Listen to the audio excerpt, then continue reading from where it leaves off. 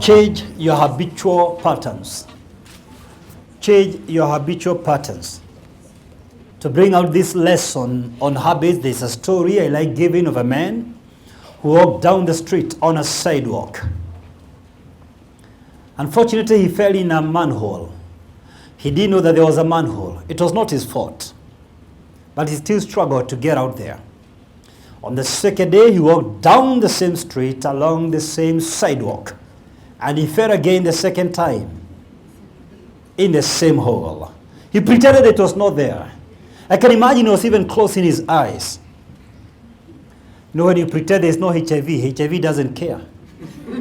You can close your eyes, but it's still there. If you pretend issues and try to bury your head beneath the sand, your issues don't leave you. They don't leave you. You know, there are people who go drinking to pretend that the problems are not there. You'll only pretend for 2 hours. Then you wake up and meet them right there. Day number 3, same street, same sidewalk. This time round, he fell again. His eyes were opened. He realized it has become a habit. Day number 4, same street, same sidewalk. This time round, he walked around the manhole. His eyes had opened. He was not a victim. Day number 5, he took a different street altogether. Some people take the same street for a lifetime, and they wonder why things are not changing. Explain to me, how do you accidentally get pregnant the 6th time? Oh, I didn't say that, did I? Sorry.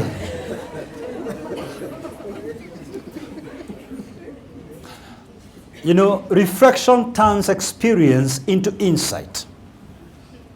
What are habits? Those unthinking, automatic choices that we make each day. All habits, no matter how complex they are, all habits are malleable. The most addicted alcoholic can become sober. The most gluttonous person who wrestles in a single sitting 2 chicken can become moderate. The cursing tongue can be the blessing tongue. The loose tongue can be tamed. The hot-tempered can be controlled. The promiscuous can be chaste and morally upright. The most dysfunctional families that fight every now and then can transform themselves. All of us have had some habits we try to drop and we are unable. And some habits we try to acquire and we drop them along the way. And the primary reason why we are unable to deal with our habits is not lack of determination. It's not even lack of willpower. For most of us, there's a strong desire within us to overcome alcoholism, to overcome sexual promiscuity, to overcome overweight, to overcome fighting as a marriage. No one wants to live in a hostile marriage. There's a desire within most of us. Even those who have short tempers, if you talk to them, deep down their heart they don't like it. There's a strong desire to overcome it. So where do we drop the ball? The challenge is because most of us do not really understand how habits work. All habits are cyclic. It's a habitual loop. A trigger, a routine, a reward. A trigger, a routine, a reward. Something triggers you into the habit. You repeat it again, it becomes a routine. You get a certain satisfaction, a certain pleasure that is deceptive and misleading. It's a reward. And it makes you to repeat the habit again. And we need to interrupt this habitual loop. So let me suggest some 3 simple steps, practical steps to break undesired habitual patterns for us to have a fresh beginning in 2018. Step number 1, identify your trigger. What fits into your habit? There could be many triggers, but the overwhelming majority of people, the primary trigger to any undesired habit are the people around us.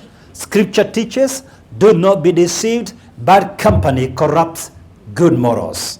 1 Corinthians 15:32. The primary trigger to all bad habits, whether it's eating junk, whether it's having a side plan outside your marriage, whether it's drug and substance abuse or alcoholism, the primary trigger is the company you keep. I want to suggest this. Usher a new season in 2018. You will never perform in a manner that is inconsistent with your level of association. Your friends form you and you form your friends. There are some friends God has brought your life for a season, and the season could be over. You are either growing together or dying together. You are either floating together or sinking together. Even your current income is an average of your 3 best friends. That's why you know the restaurants to avoid. Because you are the same level. You need to interrupt this kind of a comfort. Learn when somebody's role in your life is over and let it go. Do not over insist. Their role is over, period. That doesn't mean they are bad people. They are precious people in the sight of God. They are valuable people to their families. They may no longer be adding value to you. If you're not adding value to one another, please let it go. But there could be another trigger to promiscuity. If you're exposing yourself to explicit materials, magazines, videos. Another trigger to eating unhealthy, besides the people you hook up with, is it the place you pass by? And these days we have KFC driveway, which has not made things any better for you.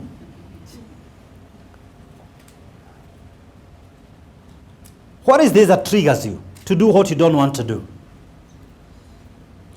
Is it possible one of the triggers to alcoholism is because you're stressed more than you would care to admit, either at home or in the marketplace, or both, and you're trying to look for solace? Step number 2, substitute the undesired habit with a desired habit. Substitute the undesired habit with a desired habit. I really need you to follow this point, because this may liberate some of you for a lifetime. You see, in your high school algebra, you are taught substitution and elimination methods. Elimination methods exist only in pure mathematics. And my first training is in mathematics. In real life, we eliminate through substitution. What that means is this. If you try to avoid or to resist a certain habit, it persists. Whatever you resist persists. The way to overcome that habit is to replace it with another habit. Rather than going cold turkey on that habit you don't desire, replace it tonight. Let me make it practical for you. If the most vulnerable day in your drinking is Friday night, enroll for piano class. Enroll for a Spanish class. Guess what? If you decide you're not going to join your drinking buddies on Friday night, and you start watching TV at home, one phone call will make you very vulnerable. Do you agree with me? But if you told them, I'm doing a certain class, I'm doing some accounts, they're likely to respect that. But they don't respect idleness. Correct? They're likely to, oh, this guy is doing some class. They're likely to respect that. Then, after your piano class, 9 o'clock, you're likely to join them for late night drink. So how do you avoid that? Join the guys who go for Karura walk Saturday morning at 5. They walk for 10 kilometers or 15 kilometers. Now, since you know you have to wake up by 5 in the morning on Saturday, you're not going to join those guys after the class. So unless you plan what is going to happen Saturday morning, you're likely to leave the class and join them, which will be worse off. On Sunday morning, make sure you attend the first morning service. The third service is for drunks. Sorry, that's a joke. Forgive me. I was just checking whether you're alert. But on a serious note, enroll for the morning service. It will force you to be cautious about your Saturday evening. What am I saying? If you focus on your drunkenness, you'll never overcome it. Substitute with a desired behavior. Let's come to extramarital affairs. I'll give you a formula that will deliver 100% result. I have no guess. This one works 100% of the time.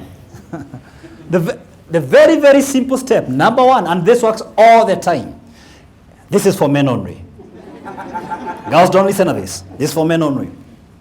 The next time a girl asks you for your phone number, give her your wife's phone number. Now, let me tell you something. The first call will be the last call. It works. You know, it sounds like a joke, but that's what exactly I do. And those who are close to me know that. Even since one members who are here, among the ladies who are here, they know if I've ever given anyone an appointment, they either called my PA or they called my mercy. That's just a fact. And if there is anyone who can prove me otherwise, I'll say the same way Jesus said in public, stand up and embarrass me now. You just purpose to do it that way. The second thing you do to deal with the affairs, make sure you go for outing with your wife. This may be hard if you have not done it for long. So let me make it practical for you. Look for 2 or 3 couples that you can hang out with. Because your desire was to talk to another woman, talk to your friend's wife. Look. Look here. You can't convince me. You have gone out as 4 couples, and you have 4 women, and you can't see what you're looking for in life. You can't convince me. You must be very sick. So if you can trick yourself by joining up as family friends and be going out together and deliberately for the first few weeks talk with the other person. Eventually you'll be able to talk to yours. You must come up with a way to stop a habit by replacing it. I'm 2 months shy, 15 years of marriage. And I can tell you without blinking an eye, my outings have been with my Mercy, who is together with me. And this is the reason she resigned from being the corporate trainer in Safaricom to join me when we started doing a lot of international missions. We go everywhere together. And the last time I checked any woman on this planet, I realized she has whatever you have. Can we be honest? Yes. Come to the issue of eating. The biggest challenge with overweight is because you live with people who convince you you have no problem. It's a gene you inherited from your grandfather. Let me just tell you the truth, because they won't tell you. The problem is not your grandfather's gene. The problem is your eating habits and lack of exercise. Period. I want you to walk to Kibera or Madare Valley and show me one person who is overweight. Show me one. And the primary reason is some of them don't take lunch, most of them don't take lunch, and they walk for a long distance to work in industrial area. Why are these genes only found in Kileleshwa and Lavington? Why? Think about it. It has to do with diet and exercise. Period. So how do you overcome it? First, change the people you hang out with who encourage you to go for fast foods. Get organized so that you prepare a proper meal. Get the organizer. Because one of the reasons you go for fast foods is because of being disorganized. I know a lot of people eat junk for one reason. They are so busy, they want to eat in 2 minutes. Pick the organizer. Organize your lunch hour. Take a good 1 hour. And connect with yourself. Or replace the habit by going for a health club during lunch hour. You will not hook up with people who are conscious about health and not change. I guarantee you. I'm conscious about it. As I told you, today alone, I was able, though I was so tired, I was here speaking last night, but I was still able to do my 30 minutes today here in this health club right here. And for 2 weeks, this week and next week, I'm on a no-wheat diet. I would assume after that. And every so often, I have to come up with a way to ensure I do not add cholesterol and affect my breathing capacity, which is so essential for my career. You've got to purpose. Don't think you're the only one with nice birds for tasting junk. We all can. We choose not to. I know after this, they will go to encourage you again, so it's good you've heard the truth, and this truth will set you free. Step number 3.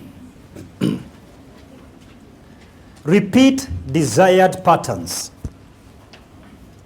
Repeat desired patterns.